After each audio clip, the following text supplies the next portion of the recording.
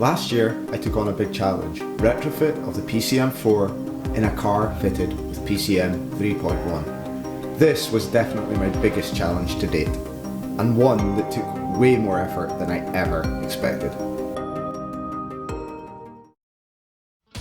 Is this really happening? I can't believe it's true.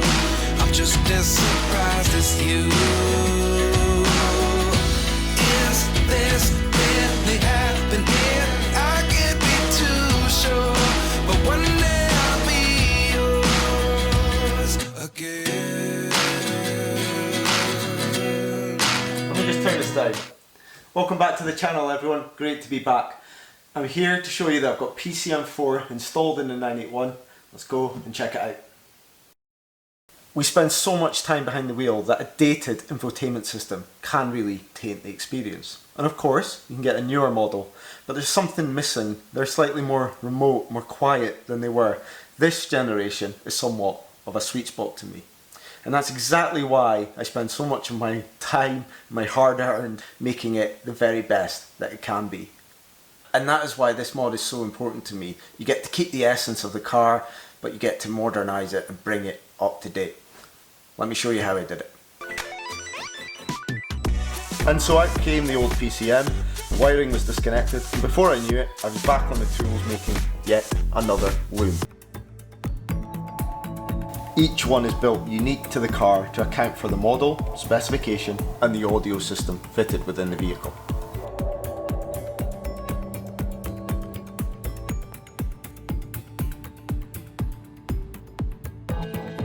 This is what you get. So this end goes into the back of the PCM4, this end into the existing vehicle harness, and the tail here is used for the screen on the PCM4. But you'll also remember that I had to upgrade the USB port to enable full smartphone integration. And so we upgrade the USB port, then use this harness to bypass the existing one. And as you'll remember in the Cayenne, I ran the USB cable into the center console because that's where the original was. In the 981 there is no USB port there, but what Porsche are doing in the 718 is they're retaining the USB in the glove box and also installing a second one here in the center console, which goes somewhere here, and they're doing that with this USB hub, so it basically plugs into the back and then you can have multiple USB ports running out of it. I decided to utilise the existing socket within the glove box. I removed the existing socket and then the glove box screws to allow me to run the USB harness. Now it should be really easy to run these cables. The yellow connector to the rear of the PCM unit, and the green connector plugs into the empty space in the PCM4 side of the adapter harness, like so. The black connector and the green cable back through the gap inside the glove box.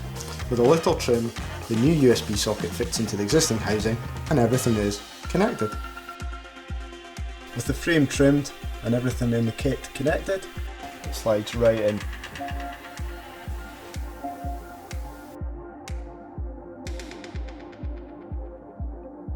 And just like that, the PCM4 is in the dash, and it looks great, it fits perfectly. But the most daunting part of this process is yet to come.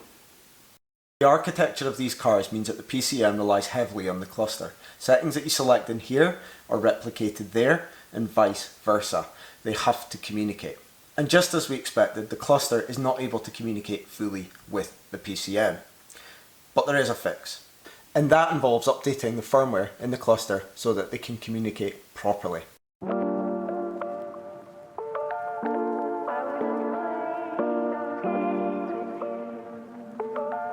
Here goes nothing.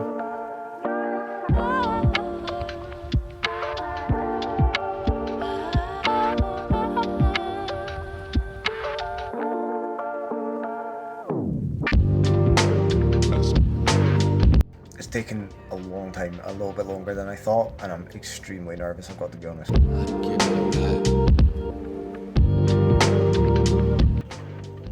Come on, come on, don't let me down, please.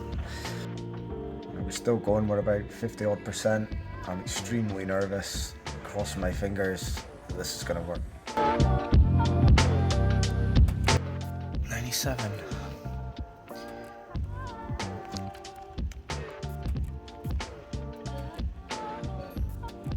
programming of this job was successful. Woohoo!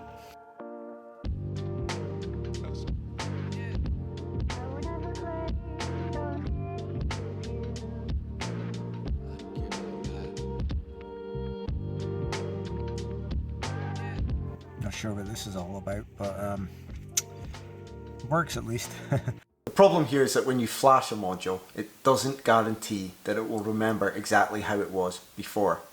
There are literally hundreds of parameters to code in this cluster, and if you get it wrong, you might end up with a few less or even a few more features, like I did here.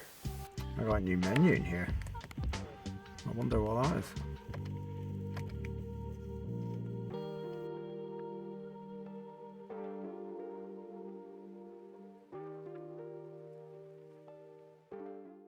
As you'll remember in the Cayenne with a more complicated spec, there were more modules to upgrade to communicate and talk with the PCM4. Remember, the steering wheel, the controls weren't working, and neither were the park assist screens. I was able to fix both of those issues by upgrading the modules and some light coding. Not difficult at all, but fortunately I didn't have to do that in this car. I was even able to upgrade the wheel, but I did go for the simple kind of non-multifunction wheel for that very reason. Have I lost any features? Unfortunately, I've lost the ability to display the maps in the cluster display, which was quite handy when you were driving. You could see what corners were coming next. Now you have to kind of glance down at the screen. Sadly, there's nothing we can do about that. It's just how it is. You literally would have to tear the cluster out and have a component upgraded. I have gained a feature though. PCM4 came with digital radio, and I didn't have that before in the car. Now fortunately, I was able to make that work using the existing aerial antennas in the front screen here, and then just ran the antenna wire back into the PCM, and now I have full digital radio reception. The complexity involved really depends on the spec of your vehicle. As it stands, it's going to be difficult for the guys with the Bose and the Burmeister audio setups because there's just no way that PCM4 is going to communicate with your existing amplifier. They're using a completely different MOST protocol. It looks like you'll have to change out your amp. There's a couple of ways that you can do that. It is possible, but it does add additional costs. So this one is really best for the guys with the base audio and the sound package plus. Sorry about that. And the final step, as you'll remember, comes with the coding of the PCM4 and enabling it to work with the VIN of your car and the various functions that you had in the vehicle. To do that, we upload the data onto an SD card, we insert it into the slot, and then we're able to perform that task. Well, PCM4 is wired. However, you can get these little boxes that kind of plug into the USB port, and then that enables it to be completely wireless. This is actually the Joy Auto version, and it's really good. You basically plug it in and it allows full wireless Android Auto or CarPlay. You just leave it in the glove box, and every time you enter the car, your phone hooks up, you hit the button, and you're good to go. Really good. So how can you get one? Well, since making the last video, I've been able to help lots of Porsche owners in the community to do the same and fit PCM4 into their pride and joy. Be it a Macan, a Cayenne, a 911 or a 981, I can do it. I've helped people in the States, Canada, Europe, the UK, you name it. It's been great.